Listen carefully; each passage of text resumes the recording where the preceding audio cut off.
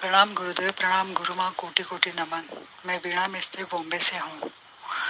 7 अप्रैल को जो दिल्ली में संन्यास दीक्षा महोत्सव होने जा रहा है, उसका वीडियो सुनने के तुरंत बाद मैंने दिल्ली के लिए टिकट्स निकाली है, ताकि बाद में टिकट मिलने में दिक्कत ना हो। मैं अकेली ट्रैवल नहीं कर सकती, इसलिए मेरे साथ में मेरे हस्बैंड और मेरा लड़का आ रहा है। हमने जाने के लिए और आने के लिए दोनों साइड से टिकट निकाली है। मैं आपके साथ 7 चक्र साधना में जुड़ी हुई थी और अब मैं हीलिंग ऊर्जा ग्रुप में भी जुड़ी हुई हूँ। मुझे बीच बीच में निर्विचार स्थिति की अवस्था, समाधि अवस्था आती है। तो क्या मैं संन्यास दीक्षा ले सकती हूँ? कृपया मुझे इसका रिप्लाई करें तो बहुत मेहरबानी होगी, ताकि मैं दिल्ली आ सकूं और आपसे संन्यास दीक्षा ले सकूं। नहीं तो मुझे टिकट्स कैंसिल करवानी पड़ेगी। कृपया इसका जवाब दे गुरुदेव। धन्यवाद गुरुदेव, धन्यवाद गुरु माँ, कोटि कोटि नमन। प्रणाम आपको। संन्यास दीक्षा लेनी है और बॉम्बे से हैं और दिल्ली का टिकट करवा दिया, तो बहुत अच्छा काम करा कि टिकट पहले करवा लिया। संन्यास लेने में आ सकती हूँ या नहीं आ सकती? बिल्कुल आ सकते हैं, मगर रजिस्ट्रेशन जरूरी है। अगर आप 3 जने आ रहे हैं तो रजिस्ट्रेशन जरूरी है। अगर आप 30 जने आ रहे हैं, 3000 जने आ रहे हैं, तो भी 3000 रजिस्ट्रेशन जरूरी है। ये ध्यान रखें। और हर एक व्यक्ति का रजिस्ट्रेशन उसके फोन के हिसाब से होगा, तो इस बात का आप खास तौर से ध्यान रखें। आप दिल्ली आ जाएं, आप 3 जने आए, 4 जने आए, मगर जब शिविर में आपको आना है तो शिविर में हर व्यक्ति का अपना फोन नंबर से रजिस्ट्रेशन होगा। अगर आप ऐसा करते हैं कि एक व्यक्ति का रजिस्ट्रेशन हुआ और बाकी सारे भी आ गए, तो आपको दिक्कत होगी, वहां आपको परेशानी होगी, क्योंकि उसी के हिसाब से हमें पूरा अरेंजमेंट करना पड़ता है। तो हमें तो यही पता है कि एक व्यक्ति हमारे शिविर में आ रहा है, इस बात का ध्यान रखें।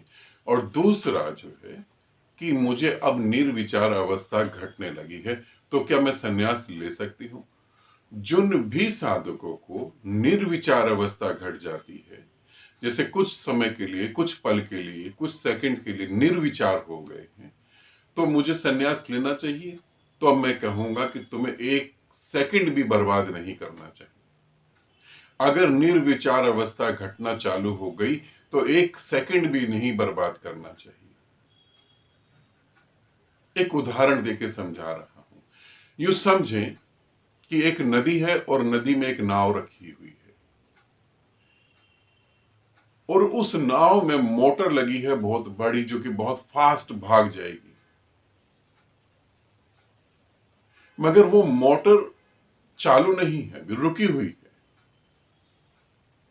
और आप कूद के नाव में बैठ जाते हैं और फिर संसार अच्छा लगने लगता है, फिर कूद के आप संसार में चले जाते हैं। जब हल्का सा निर्विचार घटेगा तो यही होगा, निर्विचार घटेगा फिर संसार आ जाएगा, फिर निर्विचार घटेगा फिर संसार आ जाएगा। मगर जब आप संन्यास लेते हैं तो वो नाव की मोटर चालू हो जाती है। जब आप संन्यास लेते हैं तो गुरु उस निर्विचार के साथ आपको पकड़ लेता है और वो अपने निराकार में आपको विलीन करता है। और जब वो आप विलीन होते हैं तो संसार अपने आप ही दूर छूट जाता है। फिर संसार कहाँ था? पहली बात तो ये लगता है कि संसार मात्र सपना भी था या नहीं था, संसार था या नहीं था यही नहीं समझ आता, क्योंकि अब तो परमात्मा में ज्यादा डुबकी लगने लगी। तो जिन भी साधकों को निर्विचार अवस्था घट रही है और वो अब भी आराम से बैठे हुए हैं, तो शायद अपने जीवन का सबसे खराब, सबसे बेकार डिसीजन उन्होंने लिया है। मैं ये नहीं कह रहा कि तुम मेरे पास आओ, मैं ये कह रहा हूं कि निर्विचार अवस्था घट रही है तो किसी जीवित गुरु से जाकर संन्यास लो, नहीं तो इसमें ही उलझे रहोगे। कभी निर्विचार घट गया, कभी काम वासना जाग गई, कभी निर्विचार घटा, कभी क्रोध जाग गई, इसमें उलझे रहोगे और उलझे उलझे कुछ नहीं होगा, मौत आ जाएगी। और मौत आ गई तो फिर तुम क्या करोगे? कुछ नहीं कर पाओगे। मौत आए इससे पहले गुरु के साथ जुड़कर सन्यास ले लो। और सन्यास का भी अर्थ क्या है इसे भी समझ लेना। सन्यास का अर्थ है, जो मैं बता रहा हूं, जीवन को परिपूर्ण तरीके से, जीवन को पूरा भर के जीना, अच्छे से जीना, भागना नहीं। काम वासना अच्छे से जीना, मोह है अच्छे से जीना, लालच है, लोभ है, खूब कमाओ, खूब अच्छे से जियो। जिस चीज को तुम अच्छे से जियोगे उससे ही तुम मुक्त हो पाओगे। जिससे तुम भागोगे उससे कभी मुक्त नहीं हो पाओगे। इंद्रियां साथ छोड़ देंगी, वासना फिर भी बनी रहेगी। भागने वाला व्यक्ति कभी मुक्त नहीं हो पाता। तो भागने के पक्ष में मैं नहीं हूं। मैं स्वयं ही नहीं भागा तो तुमको कैसे कह दूं कि तुम भी भागो? स्वयं ही ब्रह्मचर्य नहीं साधा तो तुम्हें कैसे कहूं कि ब्रह्मचर्य साधो? ब्रह्मचर्य साधना नहीं होता, वो तो फल की तरीके से तुम्हें मिलता है, वो तो प्रसाद के रूप में तुम्हें मिलता है, उसे थोड़ी ना साधा जा सकता है।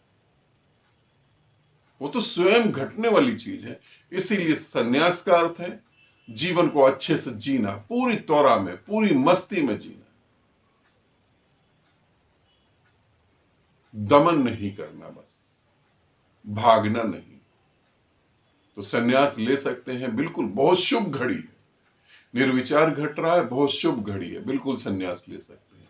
आए 7 अप्रैल को, आपका स्वागत है, मगर रजिस्ट्रेशन जरूरी है ताकि हम समझ पाए, हमें पता लग जाए कि कितने साधक आ रहे हैं सन्यास लेने, कितने साधक आ रहे हैं सिर्फ ध्यान करने। तो उस हिसाब से हम पूरी व्यवस्था को बिठाएं, बनाएं, और उसी हिसाब से सारा प्रोसेस चलेगा, है ना। सभी चीजें देखनी पड़ती हैं।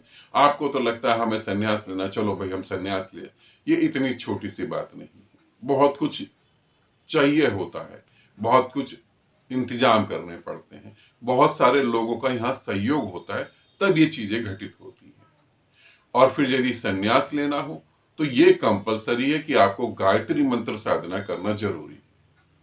जिन्होंने शिव साधना करी है उनको कोई साधना नहीं करनी, वो सन्यास ले सकते हैं।